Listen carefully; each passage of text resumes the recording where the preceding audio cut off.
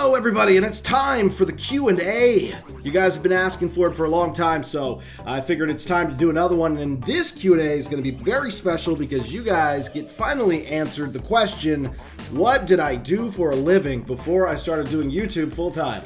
That is probably the most asked question I get, and in the past I was not able to answer it because my job did not want us to have social media platforms and things like that, and there's a good reason for it, so I'll explain right now. So, I worked as the director of audio-visual for a resort, one of the highly rated resorts in the world, and it has some of the highest rated golf courses in the world on this resort.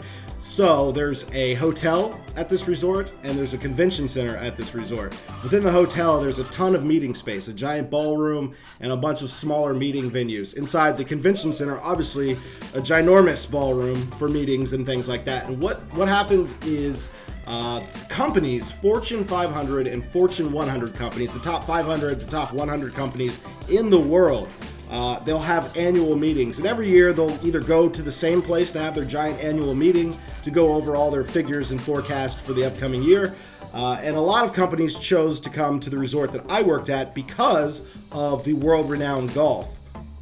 So what would happen is they'd come in, they'd want to have gigantic screens and projectors and lighting and technicians and just audio, all kind of stuff. And the company I worked for would provide them with that, plus the technical support, the setting up and the breaking down of it, you know, the whole deal.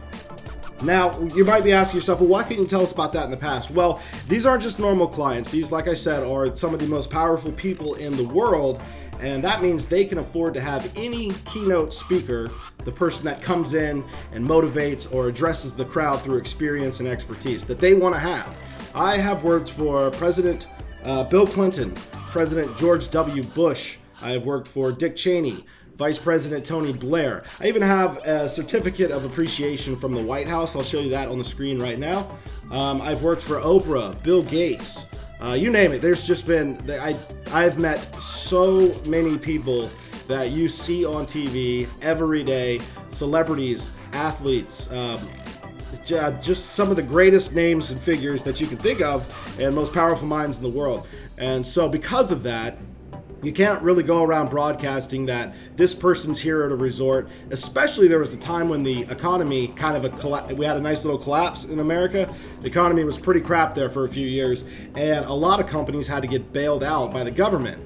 And you would not believe some of the companies that got bailed out by the government and were showing up to this resort anyways. So anonymity was a big part of the job, discretion, all that stuff. So that's what I did for a living. It was an interesting job.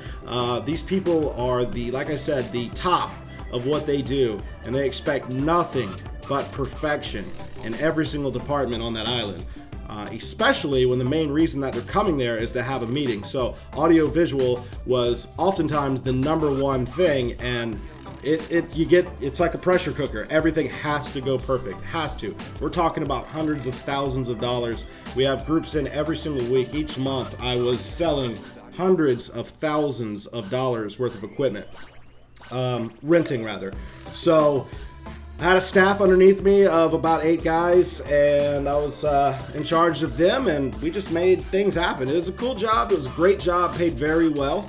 I have taken a substantial pay cut to come to YouTube full-time, but this is what I want to do, and with the resume that I had, I could always go back and get a job in the same industry very easily. I've already been offered 3 jobs, and I've only not had a job now for about 2.5 weeks, so I'm not going to be hurting for a job should YouTube not work out. I still make good enough money on YouTube to pay all of my bills and have a fair amount of money left over at the end of the month. So don't worry about me, I'm good. And of course, you know, there's always a plan B and a savings and all that good stuff. So that's what my job was. If you have any questions about the job, you could leave them down below, and maybe I'll be able to answer a few more questions about it. But that's it. We'll go on to the questions that you guys asked on Twitter now. Okay, Travis Rue asked, if you could be a pro in any sport, which sport would you pick? Definitely for me, football, and I'm talking about American football, the NFL. If I could be a professional athlete in the NFL, let's see, the starting salary is $250,000 a year, no matter if you play a single minute or not.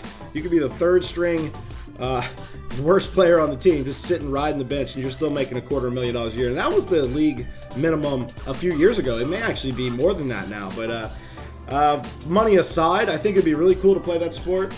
I played football in high school, loved it. I was actually just the field goal kicker and punter in high school, but I really enjoyed it because I played a lot of soccer growing up. So I had a leg on me, man, and once you learn how to kick a football, it's just as easy as kicking a soccer ball.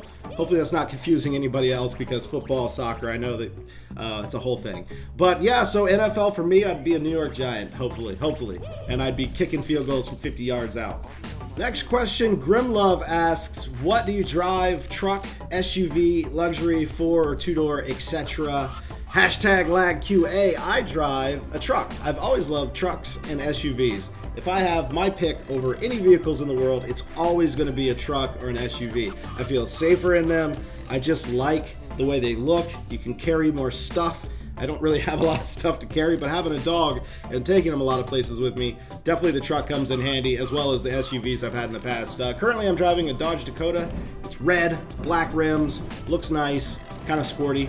It's cool. It's not lowered or anything like that. I'm not really into lowriders or modifications like that, but it's a little higher than stock, actually. It's a tough looking truck, and I love it. Okay, so Noah asked, what's the biggest difference in your life since becoming a full-time YouTuber? And the answer is simple. It is stress and the lack of it. It's stress-free. It's been wonderful not having to worry about so much political BS that comes with a job like I had.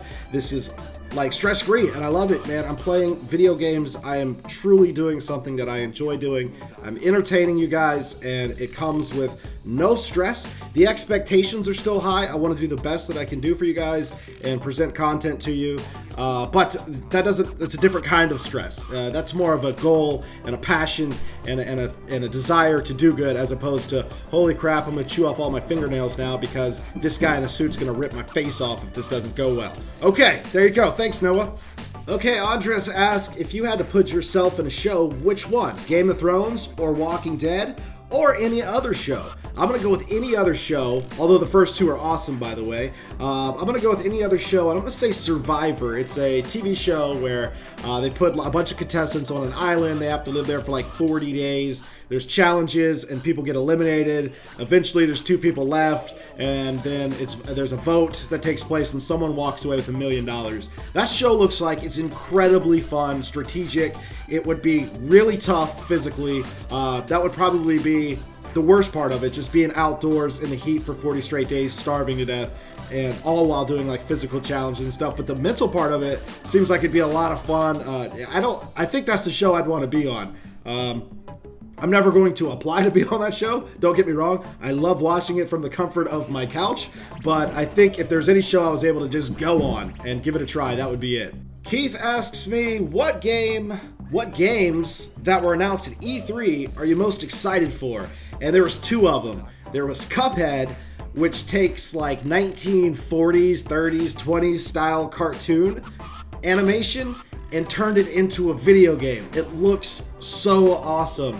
One of the coolest things about like Telltale's The Walking Dead that I like so much is like the artistic style, and this one just blew my mind when I saw it. It's a completely unique idea, and I cannot wait to play it. And then the other one's Fallout 4. I've never played a Fallout game in my life, but Bethesda made this look so awesome that I just have to try it, and I will be trying it. It's a man and his dog in a post-apocalyptic era. What about that doesn't scream lagging? Let's go, Fallout 4.